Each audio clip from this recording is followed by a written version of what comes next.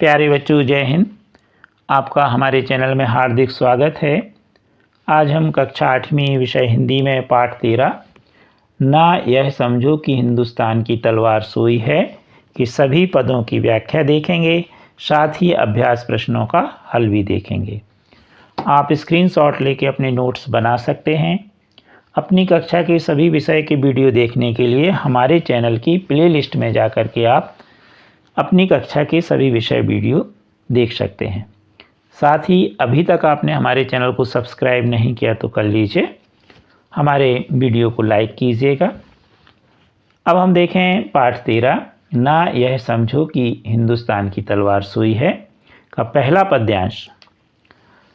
ना यह समझो कि हिंदुस्तान की तलवार सोई है, जिसे सुनकर दहलती थी कभी छाती सिकंदर की, जिसे सुनकर कि कर से छूटती थी तेग बाबर की, जिसे सुन शत्रु की फौजें बिखरती थीं सिहरती थीं, विसर्जन का शरण ले डूबती नावें उभरती थीं। हुई नीली की उसकी चोट से आकाश की छाती, ना यह समझो कि अब रण बांकुरे हुक्कार सोई है, ना यह समझो कि हिंदुस्तान की तलवार सोई है।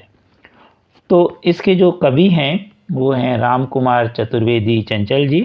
तो संदर्भ अगर हम देखें तो इसका संदर्भ होगा प्रस्तुत पद्यांश हमारी पाठ्य पुस्तक भाषा भारती के पाठ ना यह समझो कि हिंदुस्तान की तलवार सोई है से लिया है। इसके रचयिता राम कुमार चतुर्वेदी जी चंचल हैं। पद्यांश का जो प्रसंग होगा वह इस प्रकार होगा। इस पद्यांश में कवि ने भारतीय सैनिकों की वीरता के और युद्ध की कला का वर्णन किया है। अब इन्हीं पंक्तियों का हम अर्थ देखें। ना यह समझो कि हिंदुस्तान की तलवार सोई है, जिसे सुनकर दहलती थी कभी छाती सिकंदर की। तो कवि कहता है कि हिंदुस्तान की तेज तलवार जो सो गई है, ऐसा कभी भी शत्रुओं को नहीं समझ लेना चाहिए। तलवार से युद्ध करने में चातुर योद्धाओं की कहानी सुनकर सिकंदर की छाती अर्थात दिल भी डर से कांपता था। जिसे सुनकर कि कर से छूटती थी तेग बाबर की, उस तलवार से किए जाने वाले युद्ध की भयंकरता के विषय के बारे में जब बाबर के हाथों से तलवार भी छूटकर गिर जाती थी। तो यहाँ पर कर का मतलब है बाबर के हाथ, यानी हाथ को कर कहते हैं। जिसे सुन शत्रु की फौजें बिखरती थीं सिहरती थीं, विसर्जन का शरण ले डूबती नावें उभरती थीं। हुई नीली की उसकी चोट से आकाश की छाती, यह ना समझो कि अब रण बांकुरी हुक्कार सोई है, ना यह समझो कि हिंदुस्तान की तलवार सोई है। तो भारतीय योद्धाओं की तलवार के कठोर प्रहार के विषय में सुनकर शत्रुओं की जो सेना है वह तितर बितर इधर उधर भागने लगती थी, भय से रोमांचित होती थी। त्याग की शरण लेने वाली डूबती नावें भी उद्धार प्राप्त कर लेती थी, अर्थात युद्ध करने के बारे में जो युद्ध छोड़ करके और उनकी शरण में भारतीय सैनिकों की शरण में आते हैं तो उनकी नैया डूबती नैया भी उद्धार प्राप्त कर लेती है, अर्थात उनको हम माफ़ कर देते हैं। हिंदुस्तान वीर रण बांकुरों की तेज तलवारों की चोटों से आकाश की छाती भी नीली पड़ी हुई है।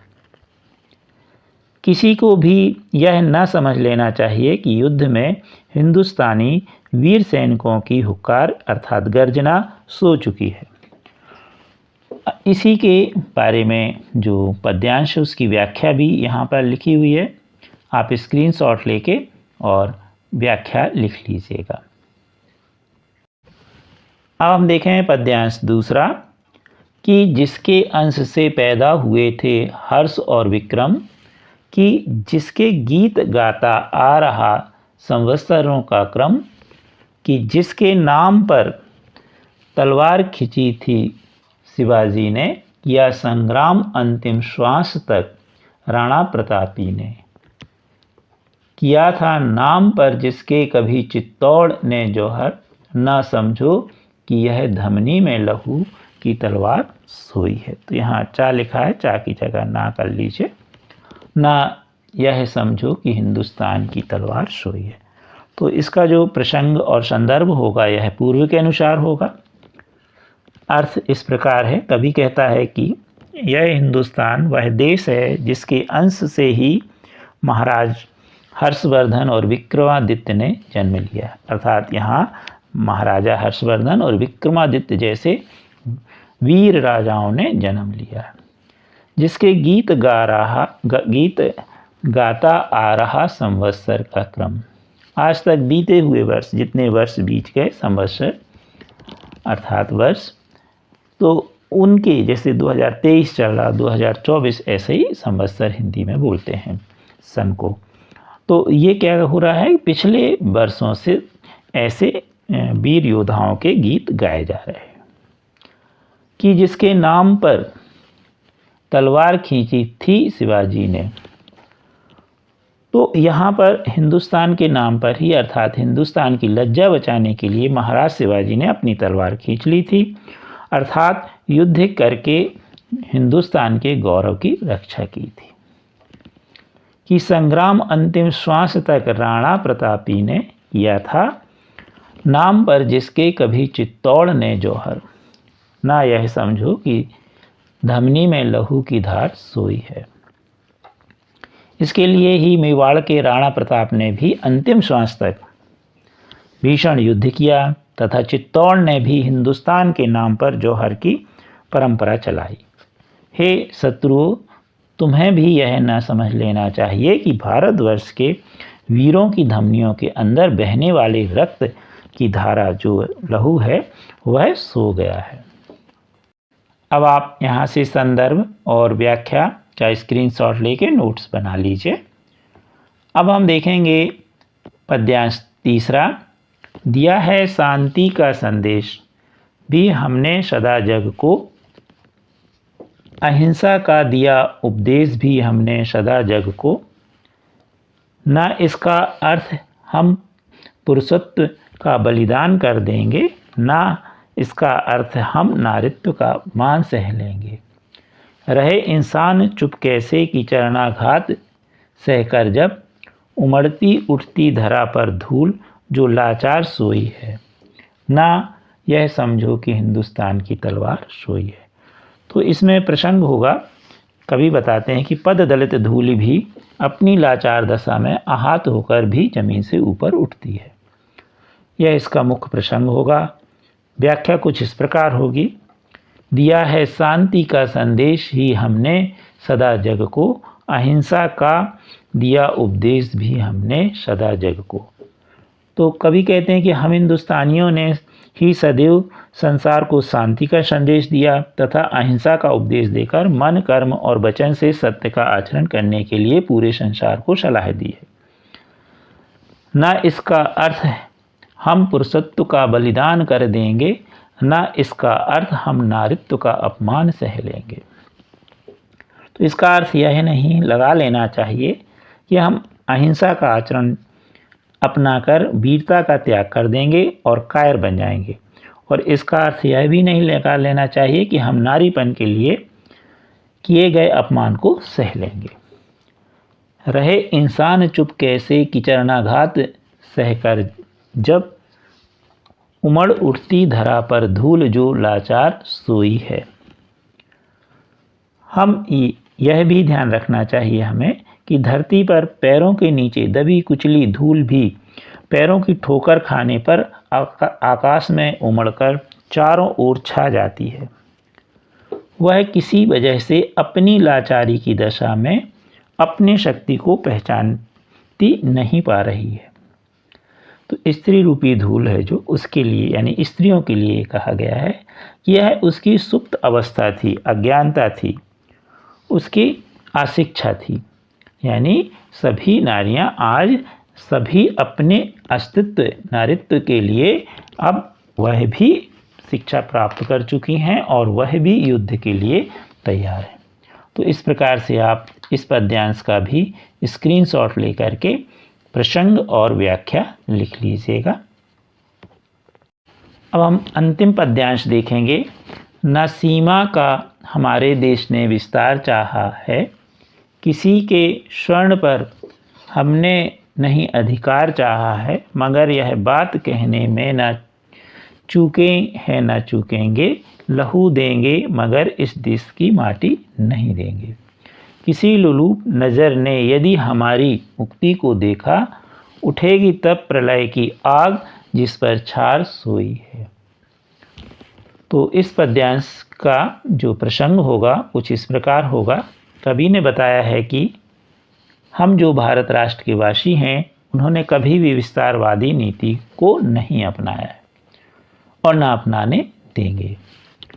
तो न सीमा का हमारे देश ने विस्तार चाहा है, किसी के स्वर्ण पर हमने नहीं अधिकार चाहा है। तो कवि कहते हैं कि भारत देश के हम नागरिकों ने अपने देश की सीमा को विस्तृत करना अर्थात बढ़ाना कभी नहीं चाहा है। साथ ही हमने किसी भी अन्य देश की धन संपत्ति, स्वर्ण यानी सोना कहलाता है, धन संपत्ति पर अपना कब्जा जमाने की इच्छा नहीं की है।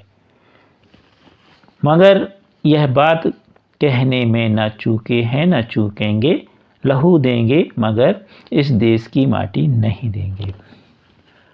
तो वो कह रहे हैं कि किसी ने भी यदि हम ये हमारे देश पर अधिकार करने की कोशिश की तो हम यह कहने में भी नहीं चूकेंगे न रुकेंगे कि कभी भी हम अपने देश की जमीन तो नहीं, मिट्टी नहीं देंगे, भले ही हम अपना खून दे दें। अपने जो प्रिय राष्ट्र है उसका एक भी इंच, एक भी टुकड़ा जमीन का नहीं देंगे। किसी लुलूप नजर ने यदि हमारी मुक्ति को देखा, उठेगी तब प्रलय की आग जिस पर छार सोई है। यदि किसी लालची देश ने, लालची राष्ट्र ने लालच भरी नज़रों से हमारे देश पर देखा और आक्रमण करने की अथवा हमारे देश की आज़ादी को कुचलने की कोशिश भी की तो तत्काल ही विनाशकारी आग फूटेगी। यद्यपि युद्ध की आग राख के अंदर छिपी हुई है, जैसे पहले समय में आग को सुरक्षित रखने के लिए राख के नीचे दबा दिया जाता था, तो इसी तरह अभी हमारे जो देश में नागरिक हैं, हमारे देश की जो सेना है वो आग छुपी हुई है। छार यानी जो राख कहना चाहिए, राख रूपी जो है उसके अंदर। कहने का तात्पर्य है कि हमारे अपने प्रिय देश की किसी लालची दृष्टि शत्रु के देश ने आक्रमण करने की कुचेष्टा भी की तो उस समय विनाश लीला की आग चारों ओर फैल जाएगी। यद्यपि हम युद्ध नहीं चाहते, हम तो सदैव शांति के दूत रहे। तो अभी आपने इस अध्याय के सभी पद्यांशों की व्याख्या देखी। अब हम इसके अभ्यास प्रश्नों का हल देखेंगे।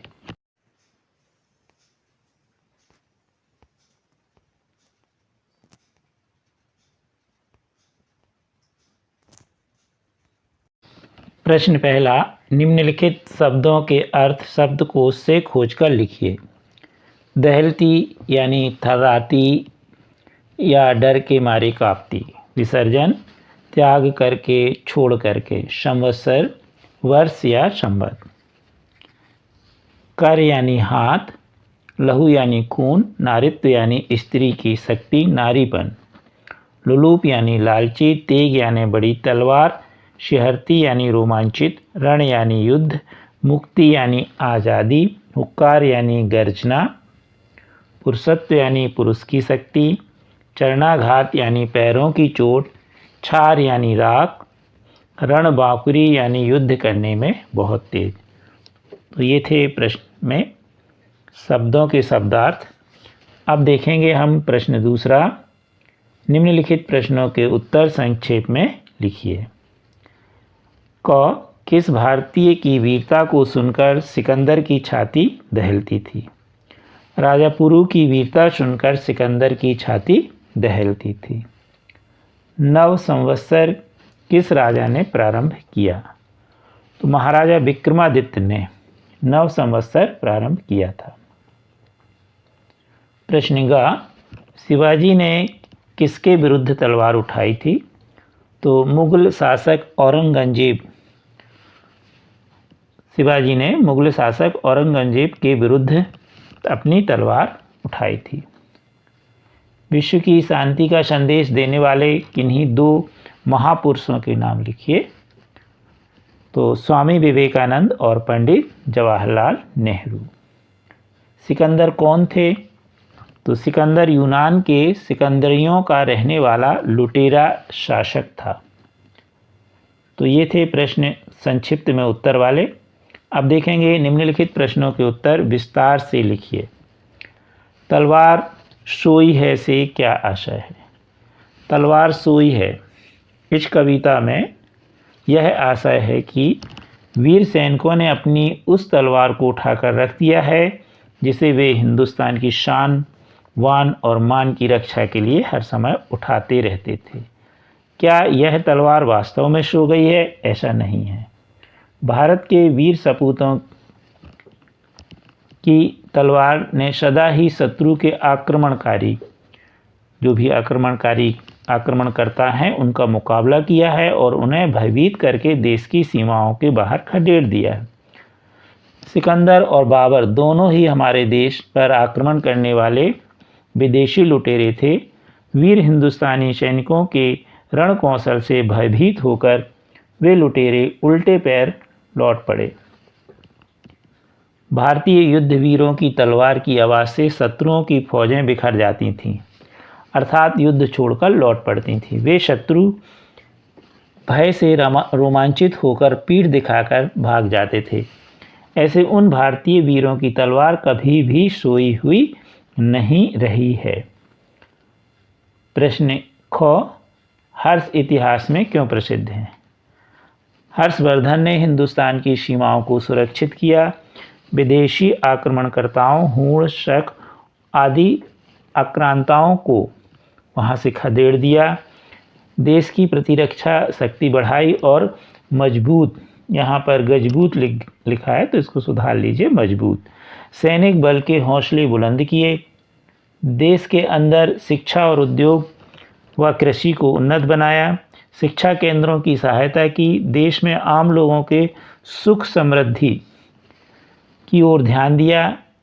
ये प्रति 5 वर्ष प्रयोग में गंगा संगम पर अपना सर्वस्व यानी अपना जो भी उनका खजाना था वो विद्वान भिक्षुकों, गुरु आश्रमों को दान कर देते थे। वे बौद्ध मत में दीक्षा प्राप्त करके अहिंसा का पालन करते थे। प्रजा से कर के रूप में बहुत कम धन लेकर उसकी कई गुना वृद्धि करके राज्य के कल्याण में सारा धन लगाते थे। अपने महान कार्यों के कारण ही हर्ष प्रसिद्ध थे। गा प्रश्न है, यदि किसी ने हमारी स्वतंत्रता छीनने का प्रयास किया तो हम क्या करेंगे? भारतवर्ष एक महान और विस्तृत गणतंत्र राष्ट्र है। यह अपनी चारों ओर की सीमाओं की रक्षा बड़ी तत्परता से कर रहा है। सीमा सुरक्षा बलों की अकुत शक्ति पर देश के प्रत्येक नागरिक को पूर्ण भरोसा है। वे किसी भी दशा में विदेशी शत्रुओं के द्वारा किए गए आक्रमणों को असफल करने में पूर्णतः सक्षम है। परंतु यदि किसी भी शत्रु ने हमारी आज़ादी को ललकारा अथवा हमारे राष्ट्र की सीमाओं को तोड़ा अथवा अपनी कुदृष्टि से देश को आघात पहुंचाया तो हमारे रणबांकुरे वीर सैनिक हुक्कार भर उठेंगे और उस आक्रमणकारी शत्रु को सब प्रकार से नष्ट करके खदेड़ देंगे। देश के सम्मान की रक्षा के लिए भयंकर युद्ध करेंगे। देश की स्वतंत्रता की रक्षा के लिए हम प्रलय ढा देंगे। प्रश्न घा है, चित्तौड़ का जौहर क्यों प्रसिद्ध है? चित्तौड़ का जौहर इस बात के लिए प्रसिद्ध है कि युद्ध में वीर भारतीय रणबांकुरों ने देश की रक्षा में अपने प्राणों की आहुति दी थी। जब वे शत्रुओं का मुकाबला अपने प्राणों की आहुति देकर भी करते थे, तब उनके इस महान बलिदान की खबर पाकर राजपूत स्त्रियां भी शत्रुओं से अपनी लाज बचाने के लिए जलती आग में सामूहिक रूप से कूदकर स्वयं को जला देती थीं। यह एक ऐतिहासिक सच्चाई है। उन राजपूत वीर क्षत्राणियों के लोमहर्षक इस महाबलिदान की परंपरा कई वर्षों तक जीवित रही। प्रश्न डा, इस कविता से हमें क्या संदेश मिलता है? इस कविता से यह संदेश मिलता है कि भारतीय वीर सैनिक प्रतिपल देश की सीमाओं, आज़ादी और उसके सम्मान की रक्षा के लिए तैयार हैं। हर्षवर्धन का त्याग और वीरता, विक्रमादित्य की शिक्षा, प्रेम और भारतीय संस्कृति के विकास की स्मृति हमें संदेश देती है कि हमें सदैव ही अपनी संस्कृति विरासत को संपन्न बनाकर उसकी रक्षा करनी है। देश के ऊपर विदेशी आक्रांताओं से अंतिम श्वास तक लड़ते हुए अपनी आज़ादी की रक्षा का संदेश प्राप्त होता है। स्त्री और पुरुष दोनों ने ही देश के लिए अपने प्राणों का त्याग किया है। हम युद्ध प्रिय नहीं हैं, लेकिन प्रिय राष्ट्र की रक्षा के लिए महान से महान त्याग करने से पीछे नहीं हटते। हम भारतीयों ने कभी भी विस्तारवादी नीति नहीं अपनाई है, दूसरे देशों पर आक्रमण नहीं किया है, लेकिन जिस किसी ने भी देश की आज़ादी, उसकी सीमाओं को कुचलना तो हम उसका मुंहतोड़ जवाब उत्तर देंगे। अब देखें हम प्रश्न 4, निम्नलिखित पंक्तियों का संदर्भ सहित अर्थ लिखिए। तो इसके पहले आपने देखा कि सभी पंक्तियों का अर्थ हमने संदर्भ और प्रसंग सहित आपको समझा दिया है। अब यहाँ पर देखें का, लहू देंगे मगर इस देश की माटी नहीं देंगे। किसी लुलूप नज़र ने यदि हमारी मुक्ति को देखा, उठेगी तब प्रलय की आग जिस पर छार सोई है।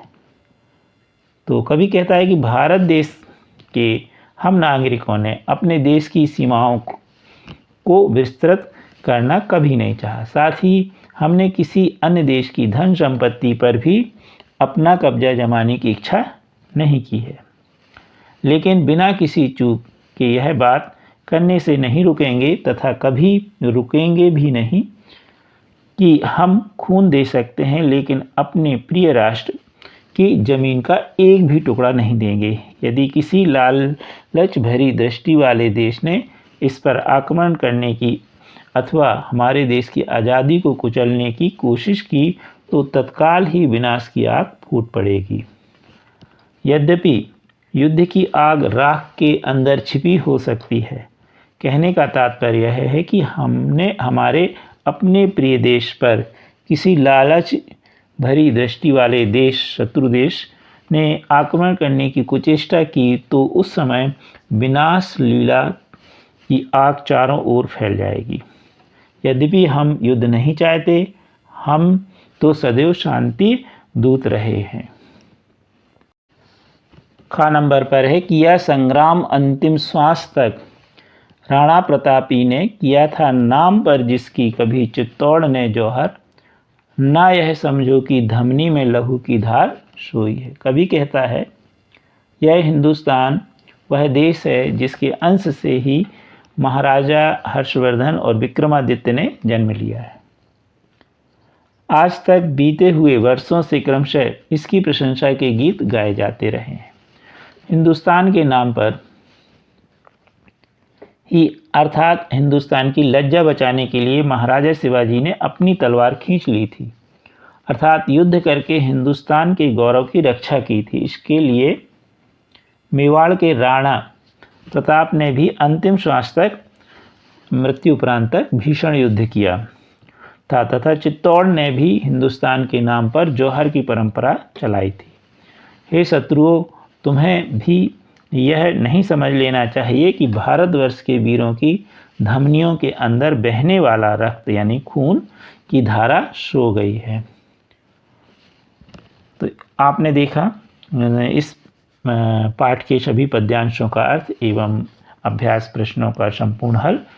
कृपया हमारे चैनल को शेयर, सब्सक्राइब अवश्य कीजिए। Thank you.